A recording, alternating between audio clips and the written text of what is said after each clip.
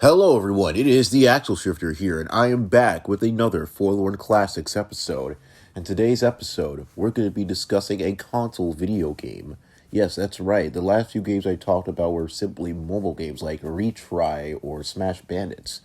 But this time, it's going to be about a Xbox One game, but one that's still underrated. Not one that's very old per se, but still, not many people talk about it.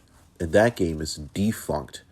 A game that I played a few years ago, and now that I revisited it, is it really as good as I remember it? And is it truly a forlorn classic? Well, let's get into it.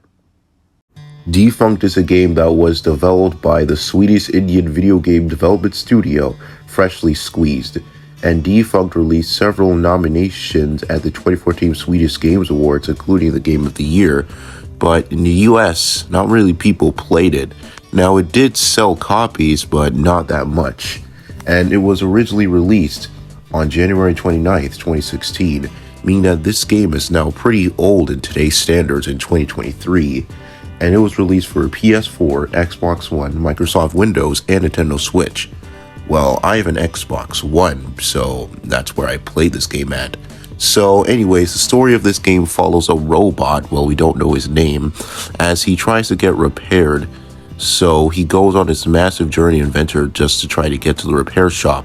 Now, he does try to get to the repair shop at the beginning of the game, but unfortunately, some scenarios happen where he accidentally gets to the wrong ship, meaning that he has to get all the way back to his ship in order to get repaired. So that's the basic story of this game, and it's pretty simple in my opinion, but I like it. I like when games take simpler approaches to their stories, as long as they're good. I mean, if you're going to have a story in a video game, it better be decent. So I would say that this game's story just does that. It's pretty serviceable and understandable, and it's not offensive enough to the point where you would absolutely hate it. But that's enough with the story now. Let's talk about the gameplay. So how the gameplay works is that you're controlling this robot guy throughout the different levels in these kind of downwards hill zones where you can accelerate really fast or just hold the button to slow him down. Honestly, I really like this approach because it makes the world feel much more open and stuff. Well, I mean, most of the game kind of feels barren because, I guess this is a world where a dystopian future, I don't know, fucking happened, but still, I kind of really like that.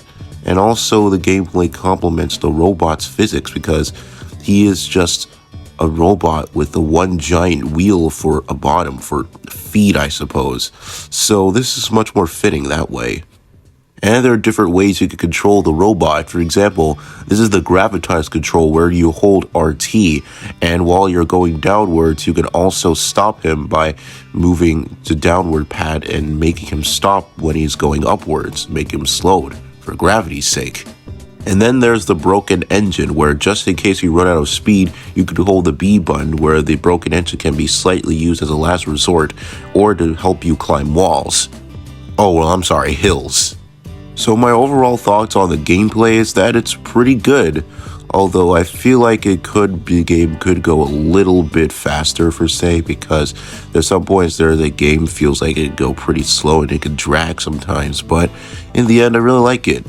Now it's time we talk about the game's graphics, because, I mean, they might not be the most impressive in the world, especially for 2016, they could have done a little bit better, but still, I really like them. The game looks very realistic, and especially the design of the robots, well, specifically the main one you play as. I really like the design. It obviously reminds me of WALL-E. I mean, you know. And generally speaking, the game looks really nice. and really nice to look at in general. Now, this is the part where I would talk about the soundtrack, but unfortunately, I don't know really about the music because I tried searching it up on YouTube, but I couldn't find anything. I even tried to look it up on the internet and Google itself, but nothing came up. So, in general, I would say this music that we do hear in the game itself is really nice, and it's pretty decent. Not absolutely fucking headbanging stuff like, oh my god, this shit goes hard, but it's serviceable enough.